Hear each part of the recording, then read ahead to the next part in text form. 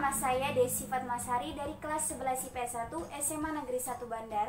Pada video pembelajaran kali ini saya akan menjelaskan mengenai materi mengenal informasi dalam ceramah. Lebih tepatnya kali ini kita akan membahas mengenai teks ceramah. Sekaligus video kali ini saya buat untuk memenuhi tugas dari Bu Eni Farida Simarmata. Mau tahu bagaimana saya menjelaskan materi kali ini? Simak video berikut ini. Kalian pasti sudah tak asing lagi dengan istilah ceramah ataupun pidato.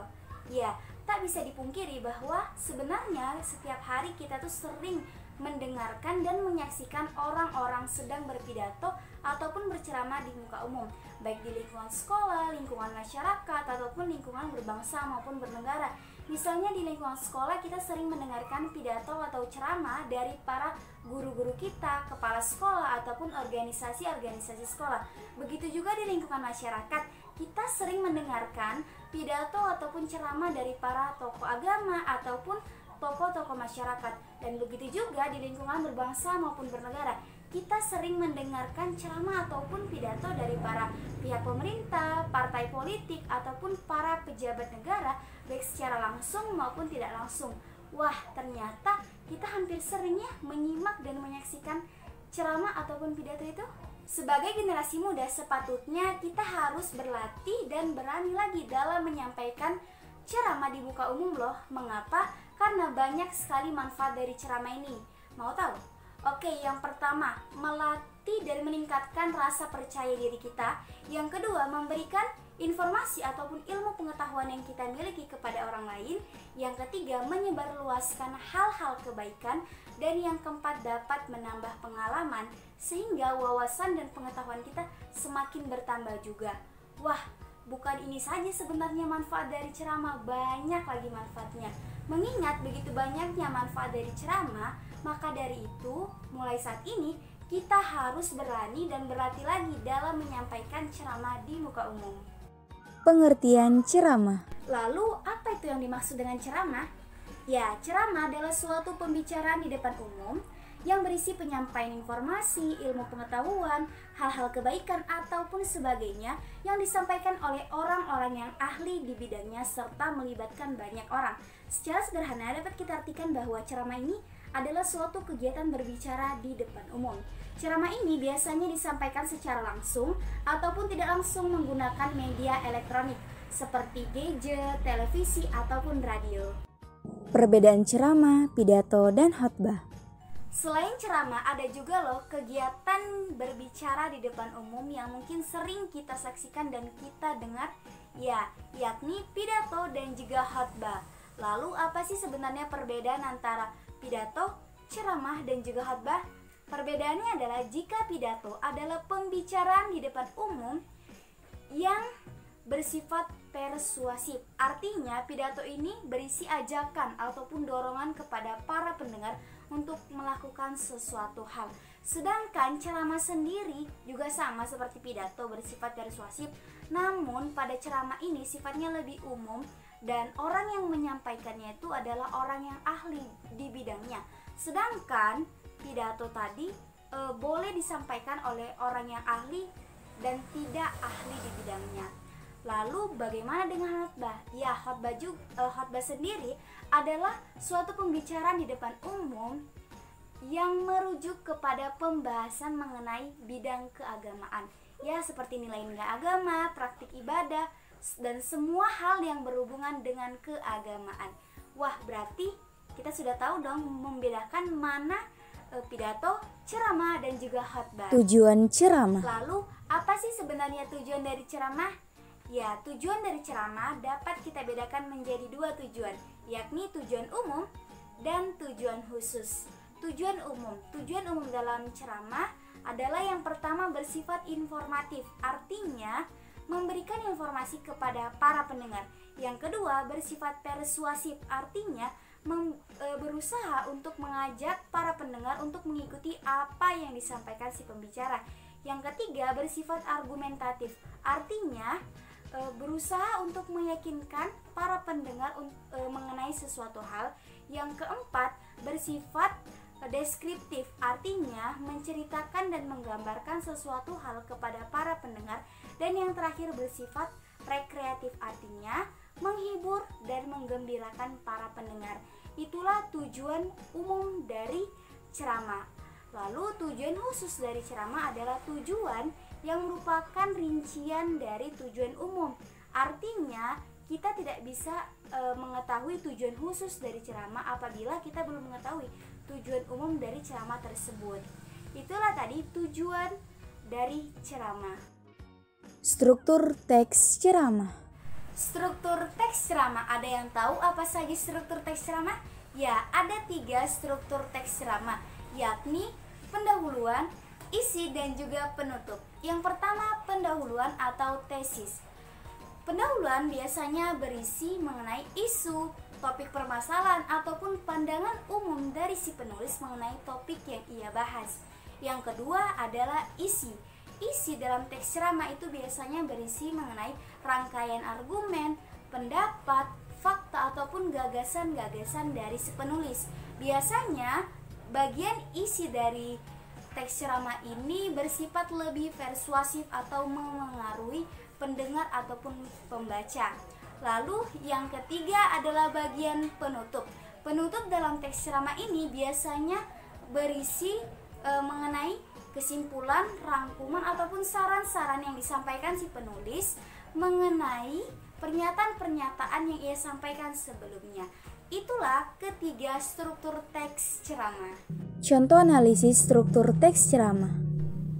Baiklah, di sini saya mengambil salah satu contoh analisis struktur dalam teks ceramah yang berjudul menurunnya kesantunan berbahasa masyarakat. Di sini sudah ada pendahuluan, isi, dan juga penutup. Di sini kita tinggal membahasnya saja. Oke, yang pertama pada bagian pendahuluan. Adapun inilah salah satu contoh dari bagian pendahuluan dalam teks ceramah. Kita baca ya. Pemilihan kata-kata oleh masyarakat akhir-akhir ini cenderung semakin menurun kesantunannya dibandingkan dengan zaman saya dahulu ketika kanak-kanak. Hal tersebut tampak pada ungkapan-ungkapan banyak kalangan dalam menyatakan pendapat dan perasaan-perasaannya. Seperti ketika berdemonstrasi ataupun rapat-rapat umum. Kata-kata mereka kasar dan sarkastis, menyerang, dan tentu saja hal itu sangat menggores hati yang menerimanya.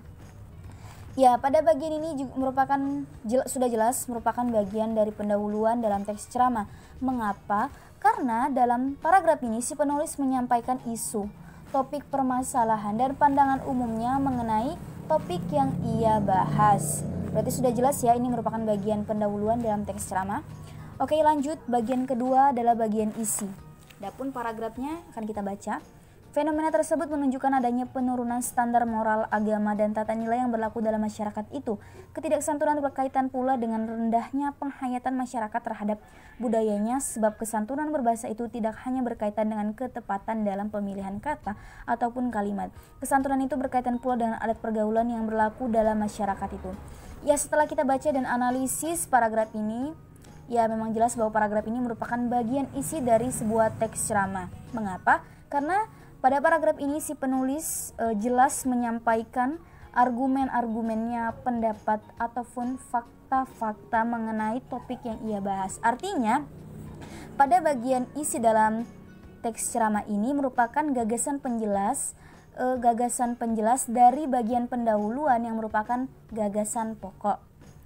Ya, sudah paham kan? Berarti benar bahwa paragraf ini merupakan bagian dari isi dalam teks ceramah. Selanjutnya yang terakhir adalah bagian penutup atau penegasan kembali. Kita baca paragrafnya ya.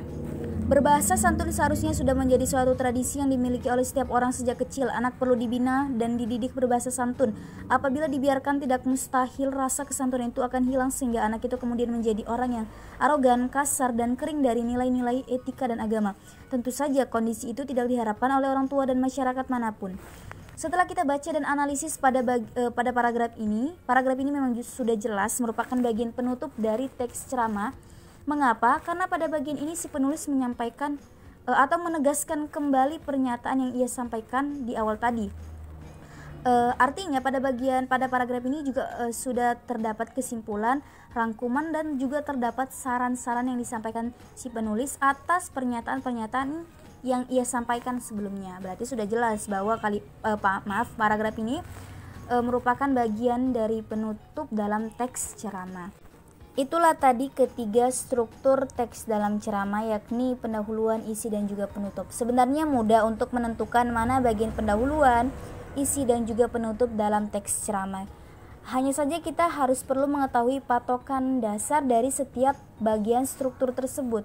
Misalnya pada bagian pendahuluan, kita harus mencari sebuah paragraf yang berisikan isu atau topik permasalahan ataupun bahkan pandangan umum dari si penulis mengenai topik yang sedang ia bahas. Dan biasanya bagian pendahuluan itu terletak di paragraf-paragraf awal seperti ini. Biasanya pendahuluan itu terletak di paragraf-paragraf awal. Lalu kalau untuk yang bagian isi juga sangat mudah untuk kita tentukan, di mana kita hanya tinggal mencari paragraf mana yang berisi rangkaian argumen, pendapat-pendapat, fakta, ataupun gagasan-gagasan penjelas yang disampaikan si penulis. Dan biasanya bagian isi dalam teks ceramah itu terletak pada paragraf-paragraf tengah, seperti ini. Dan begitu juga pada bagian penutup dalam teks ceramah, sangatlah mudah untuk kita tentukan, di mana kita tinggal mencari saja paragraf yang berisikan rangkuman, simpulan, ataupun bahkan saran-saran yang disampaikan si penulis mengenai pernyataan-pernyataan yang telah ia sampaikan sebelumnya. Seperti ini misalnya. Biasanya bagian penutup dalam teks ceramah itu terletak di paragraf-paragraf akhir. Ya, sangat mudah bukan untuk menentukan mana bagian pendahuluan, isi, dan juga penutup dalam teks ceramah? Baiklah, itulah tadi contoh analisis struktur dalam teks ceramah. Topik yang dapat dijadikan bahan ceramah: pengalaman pribadi, hobi dan keterampilan, pendidikan, peristiwa hangat, keagamaan, biografi tokoh terkenal, pendapat pribadi, pengalaman dalam pekerjaan, pembicaraan publik, dan sebagainya yang berisikan informasi, pengetahuan, ataupun hal-hal kebaikan yang sangat bermanfaat apabila disampaikan kepada halayak umum. Jenis-jenis informasi. Seperti di awal tadi sudah saya sampaikan bahwa salah satu tujuan dari teks ceramah adalah memberikan ataupun menyampaikan informasi. Informasi ini adalah unsur terpenting dari sebuah teks ceramah. Informasi bersifat publisitas, artinya ditujukan untuk umum atau publik. Terdapat 5 jenis informasi, yakni informasi berdasarkan fungsi, informasi berdasarkan format penyajian, informasi berdasarkan lokasi peristiwa, informasi berdasarkan bidang kehidupan, dan informasi berdasarkan bidang kepentingan. Yang pertama, informasi berdasarkan fungsi. Informasi ini adalah informasi yang bergantung pada materi dan juga kegunaan informasi. Seperti misalnya informasi untuk menambah pengetahuan atau informasi yang bersifat edukatif, ataupun misalnya juga informasi yang bersifat hayalan, yakni informasi yang menyenangkan, misalnya cerita pendek, karikatur, ataupun komik. Lalu yang kedua, informasi berdasarkan format penyajian. Informasi ini adalah informasi berdasarkan bentuk penyajian informasinya sendiri. Ya, bisa bentuk penyajiannya itu seperti dalam bentuk media massa, seperti foto, kartun, ataupun karikatur, dan bisa juga dalam bentuk tulisan seperti berita, artikel, karangan, ataupun karya fiksi. Yang ketiga adalah informasi berdasarkan lokasi peristiwa. Informasi ini didasari oleh tempat kejadian peristiwa tersebut berlangsung. Ya, misalnya informasi khusus daerah, informasi khusus negara, dan informasi khusus mancanegara. Lalu yang keempat adalah informasi berdasarkan bidang kehidupan. Ya, informasi ini adalah informasi berdasarkan bidang kehidupan yang ada. Misalnya informasi khusus bidang pendidikan, informasi khusus bidang olahraga, informasi khusus bidang sastra budaya, ataupun informasi khusus bidang musik. Dan yang terakhir adalah informasi berdasarkan bidang kepentingan. Ya, informasi ini didasari oleh kepentingan-kepentingan masyarakat. Itulah tadi kelima jenis-jenis informasi. Kaidah kebahasaan teks ceramah. Kaidah kebahasaan teks ceramah. Terdapat 7 ciri kebahasaan dalam teks ceramah, yakni yang pertama menggunakan kata ganti orang pertama tunggal, yakni saya, aku, ataupun kami dan kita, serta juga menggunakan kata ganti orang kedua jamak sebagai sapaan. Misalnya hadirin, kalian, bapak, ibu, maupun saudara-saudari. Yang kedua, menggunakan kata-kata istilah ataupun kata teknis yang sesuai dengan topik yang sedang dibahas, misalnya sarkastis, kesantunan berbahasa, etika berbahasa, komunikasi, dan lain sebagainya. Yang ketiga, menggunakan kata-kata yang menunjukkan kepada hubungan sebab akibat, misalnya jika, maka, karena, akibatnya, dengan demikian, dan sebagainya. Yang keempat, menggunakan kata-kata persuasif, misalnya diharapkan, sebaiknya, seharusnya, perlu, dan lain sebagainya. Yang kelima, menggunakan pernyataan-pernyataan definisi. Yang keenam, menggunakan kata kerja mental seperti mengagumkan, memprihatinkan, memperkirakan, diharapkan, dan sebagainya. Dan yang terakhir, menggunakan kalimat majemuk bertingkat. Apa sih kalimat majemuk bertingkat? Ya, kalimat majemuk bertingkat adalah kalimat yang memiliki lebih dari satu klausa dan hubungan klausanya tidak sederajat. Artinya salah satu klausa berkedudukan sebagai induk kalimat, sedangkan klausa yang lainnya berkedudukan sebagai anak kalimat. Baiklah, itulah tadi ketujuh ciri-ciri kebahasaan yang terdapat dalam teks ceramah. Baiklah, adapun kesimpulan dari video pembelajaran saya kali ini adalah sebenarnya teks ceramah hampir sering kita jumpai sehari-hari. Hampir semua orang sering mendengar, menyimak, dan menyaksikan kegiatan ceramah. Banyak sekali manfaat dari ceramah ini. Salah satunya kita dapat meningkatkan rasa percaya diri serta berbagi informasi, pengetahuan, dan hal-hal kebaikan pada halayak umum. Jadi harus berani dan berlatih ya untuk berceramah di depan umum.